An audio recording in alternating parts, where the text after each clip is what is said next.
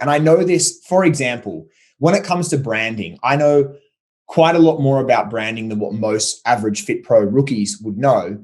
But I know that my knowledge, being that that's not still a specialty of mine, would run out fairly quickly. So I could tell them most of the important things they need to know on the front end. And as soon as they started coming back to me and saying, okay, this hasn't worked, now what? I would honestly be like, well, I don't freaking know. I've got no idea, dude. Like, good luck. You work it out yourself. And I think this is where a lot of mentors find themselves, is that because they're not the expert in any one particular area, or at least not in all areas, they run out. And I love the fact that if there's something systems based, don't ask me, ask Iggy. If there's something ads or marketing based or branding based, go ask AG, right? And I'm sure you guys do the same with me in sales. And that's because I know with a lot of confidence when I send somebody to you guys about each of those issues, that there's going to be very little that they can throw at you that you won't know how to fix.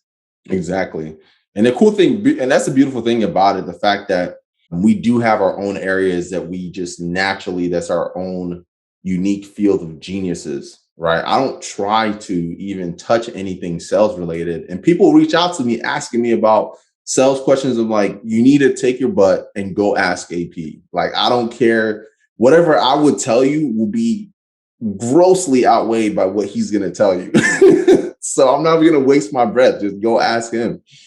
Right. And I do the same thing when people are asking like in-depth questions about the kind of funnel strategies that AG's leveraging, the type of ad stuff that he's going. Like, all right, we need to go on his call and ask him those specific types of questions, unless it's something I can easily address. But like, for the most part, I like to stick in my field of genius, where talking about like systems building type of operations and diving into those type of tech stuff lights me up. I like addressing those issues.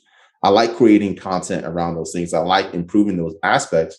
So I get more energy talking about that than I would trying to coach somebody on sales. I'd be drained.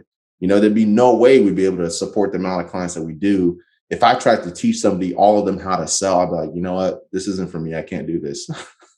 I'm over it. There's an element of imposter syndrome that comes into it as well. Like, if I were to try and teach someone how to do sales, I'm like, yeah, but like when it comes down to it, I only close at 60%. So, it's not necessarily going to be, I don't want to teach people that. And, I think the energy, like, as you said, you get energy from teaching different things. You get a negative energy from teaching something that you don't feel good about actually teaching, or you don't know like the back of your hand. Exactly.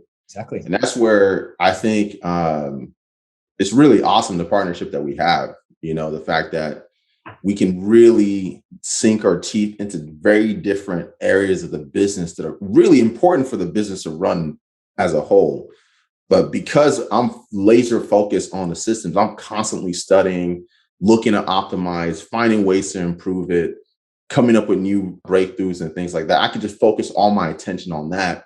AP can focus all his attention on the sales, and UAJ can focus all your attention on like really learning the marketing and getting those sides dialed in. And it allows us to cover all bases and not worry about having to have knowledge in all those different areas. Whereas I feel bad for other coaches who are just doing it themselves, that try to have to develop a mediocre level of knowledge in all the different areas. And once things start to break, there's not much more that they can actually do, because they don't have the time to become expert in all those different fields. It's just not possible.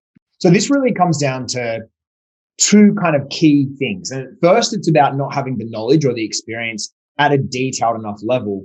And the second part, which is really impactful as well, is because of the fact that they aren't in that area, they haven't actually built out infrastructure, be it systems or procedures for streamlining or fixing problems. And so when you said earlier, Iggy, that we're kind of trying to give people a business, it's like we're giving them a new car. They've got to drive it, right? They've got to be the one who's driving. So they've got to learn how to do that. And then we're going to be the mechanics that help them fix any problems while they're driving along the road. And really, like, I think if we're asking people to come in and create things from scratch, it's going to take them a very, very long time. And so we like to eliminate that process for them by just saying, here you go, follow this system. And if it breaks, we'll show you how to fix it. Exactly. And how much better equipped is the manufacturer of the vehicle able to fix the problem and diagnose the issues?